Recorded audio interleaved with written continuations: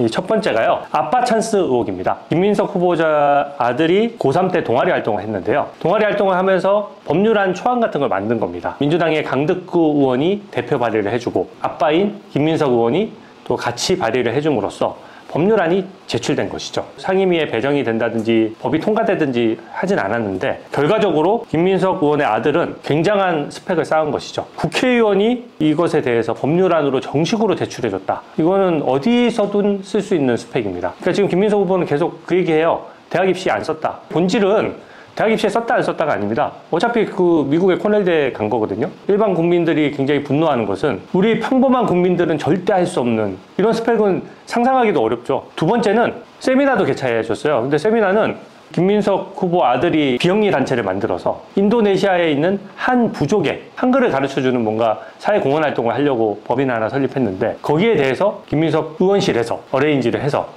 여기 국회에서 세미나 장소를 잡고 사람들을 불러 모아서 세미나를 개최해 준 겁니다. 그러니까 그 단체 입장에서는 굉장히 중요 활동으로 기재를 했고 또 그 단체를 설립했던 김민석 후보자 아들은 끊임없이 이렇게 스펙을 쌓아나가는 과정이죠. 그러니까 이 부분은 다 공짜가 아니거든요. 국회에 세미나 개최를 하면은 국회의원들은 세미나 개최 비용에 대해서 국고에서 지원을 일부 받습니다. 그러니까 우리 세금으로 김민석 후보자 아들의 스펙을 쌓아준 격이 되니까 이게 비난 가능성이 높은 거고요. 더 문제인 것은 오랜 기간 한 10년 이상 동안 본인이 불법 정치 자금을 받아서 추징금을 이제 7억 2천만 원 정도 부과됐는데 야금야금 갚아왔어요. 그래서 겨우 1억 정도 갖고 6억 2천의 추징금을 국고에 그대로 완납하지 않은 상태에서 아들에 대해서 청심국제고등학교라는 우리나라에서 학비가 가장 비싼 것으로 알려진 국제고등학교에 진학을 하고 코넬 대학교라고 또 역시 미국에 있는 학비 비싼 학교에 진학을 시킨 거죠. 그러니까 재산이 마이너스인데 어떻게 이게 가능하지? 라는 생각이 드는 겁니다. 어물쩍 해명을 했어요. 전처가 지원했다 이렇게 얘기를 했거든요.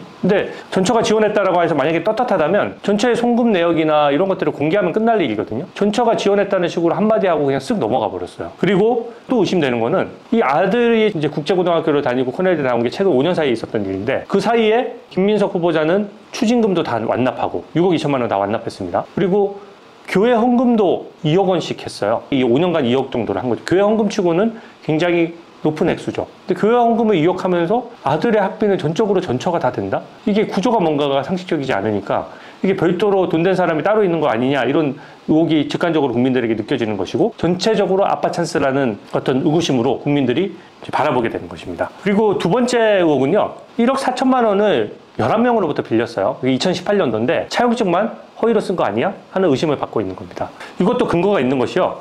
2018년도에 자금을 빌렸는데 한 명에게 4천만 원을 빌리고 나머지 10명으로부터 1천만 원씩을 빌렸거든요. 그래서 1억 4천만 원을 빌렸는데 그 4천만 원을 빌려준 사람이 강신성 씨라는 분입니다. 이 사람은 이미 김민석 후보자에 대해서 2억 5천의 돈을 지원한 걸로 김민석 후보자가 처벌됐던 그 스폰서였고요. 실제로 유학가정에서 가족 생활비 하라고 매달 450만 원씩을 한 3년 가까이 지원한 적도 있는 분이에요. 그러니까 그동안 계속 스폰서 활동을 이렇게 수억 대 하던 사람이 4천만 원을 과연 돌려받을 생각으로 빌려줬겠느냐라는 생각이 드는 거고요. 이 10명이 1천만 원씩 빌려준 것도 차용증 양식이 다 동일합니다. 뭐 예를 들어서 좀 이자를 좀 많이 요구하는 사람도 있을 수가 있고 담보를 요구하는 사람도 있고 또 빌려주는 액수도 각각 다를 수가 있고 이 돈을 돌려받고 싶은 시점도 다 다를 수가 있거든요. 근데 이거는 11명이 약속이 난 듯이 5년의 변제기를 설정하고 금리도 2.5%밖에 안 돼요. 2023년이 만기일인데도 한 명도 독촉을 하거나 소송을 한 사람이 없고 변제를 하나도 안 했습니다. 근데 최근 들어서 어떻게 해명했냐?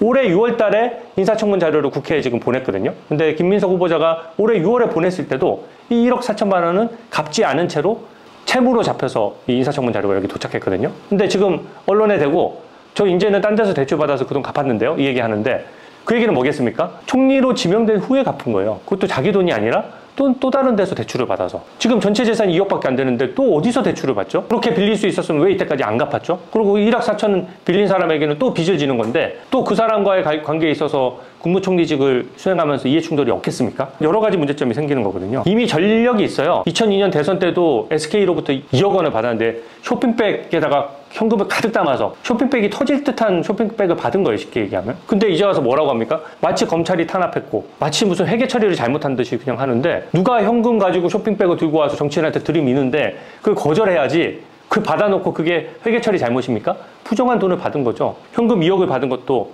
뻔뻔하게 이제 뭐가 문제냐는 식이죠. 저는 그렇게 생각하는 것 자체가 도저히 이해가 안 돼요. 현금 2억이면 그 당시가 강남에 있는 아파트의 평균 평당 가격이 1,590만 원인 때입니다. 한 몇 억 정도면요, 강남의 아파트를 사던 때예요. 이게 2002년도에 받아서 그게 걸려서 버젓이 처벌받았는데, 또 2007년 대선과 2008년 총선에서 또 정치하겠다고 나서면서 계속 남의 돈으로 정치하는 거예요. 그러면서 지인 3명으로부터 7억 2천만 원을 또 받은 것입니다. 그러니까 매 선거 때마다 돈 받던 사람이 아무리 과거의 일이지만 우리가 믿을 수 있습니까? 받았던 것에 대해서 반성하고 뭐 7년 8년도 있었던 일이니까 우리가 절대 안 그러겠습니다 라고 해도 국민들이 믿어줄까 말까 한 판국에, 어제 이제 한국일보에서 보도가 나왔는데 1,000만 원씩 빌려준 사람 중에 2사람은 1,000만 원을 계속 안 돌려받으면서 작년에 400만 원, 500만 원씩 고액 후원을 했습니다. 상식적으로 생각해 보십시오. 내가 돈을 빌려주고 받을 생각이 있는데 빌린 돈도 못 받고 있는데 거기에 대해서 내가 또 별도로 후원을 합니까? 근데 여기에 대해서 구체적으로 해명을 안 해요. 그리고 마지막으로 기본적으로 돈이 아기가 아예 안 맞습니다. 왜 그러냐면요, 이게 야인 생활을 한 18년 정도 했거든요.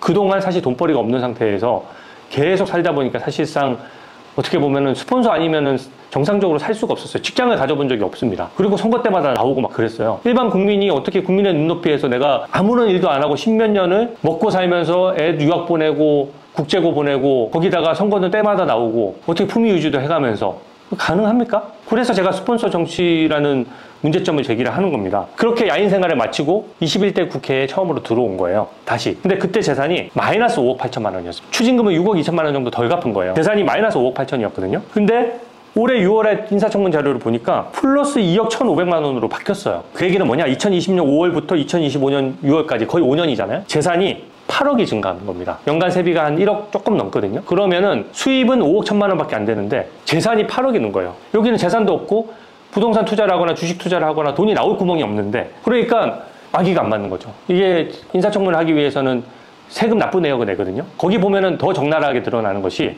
그 5년 동안 딱 수입은 5억 원인데 추징금 6억 2천만 원 냈죠. 그리고 현금하고 신용카드 사용 내역을 또 제출했는데 그게 또 2억 3천만 원을 썼어요. 그리고 교회 헌금도 2억 원을 했습니다. 그것만 하더라도 10억 원 가까이 쓴 거예요. 5억을 벌어서 10억을 쓴 택이죠. 그러니까 과연 가능하겠느냐 이렇게 했는데, 이게 여기에 대해서 어떻게 해명했냐면 5억 부분이 내가 조의금하고 강연료로 받은 거라서 소명하겠다 이렇게 한 줄만 냈습니다. 근데 조의금은 제가 쭉 봤어요. 근데 2020년도에 빙부상을 한번 당한 적이 있는데, 빙부상을 당했다라고 해서 조의금이 들어오면 얼마나 들어올 것이며, 조의금이 들어와서 현금으로 보유하거나 그랬다면 뭔가 재산 등록 과정에서 거기에 등록이 돼야 되거든요. 근데 순재산에 하나도 반영이 안 됐어요. 그리고 강연료나 수익이 있다 그러면 세금을 냈어야 되지 않습니까? 그러면 오늘 인사청문 자료에 세금이 그만큼 냈다, 소득이 기타 소득으로 딱 잡혀줘야 되는데 별다른 게 안 보여요. 그러면 결과적으로 뭐냐? 국회의원을 겸직하면서 5년간 최소 5, 6억 이상, 5억 원 이상을 내가 또 별도의 수입이 있었다는 얘기인데, 그게 조의금과 강연료라면 뭔가 흔적이 남아야 되지 않겠습니까? 그런 점이 있기 때문에 저는 이 부분은 굉장히 문제라고 생각하고요. 이게 지금까지 나왔던 의혹들을 좀 어느 정도 개괄적으로 정리한 거고요. 지금 김민석 후보자 검증, 아마 다음 주에 인사청문이 나올 텐데 보다 구체적으로 이제 자료 검증에 들어갔거든요. 자료 검증에 들어가면 이 허위로 해명할 거나 좀 거짓으로 해명한 부분은 좀 가릴 수 있을 것이라고 생각합니다.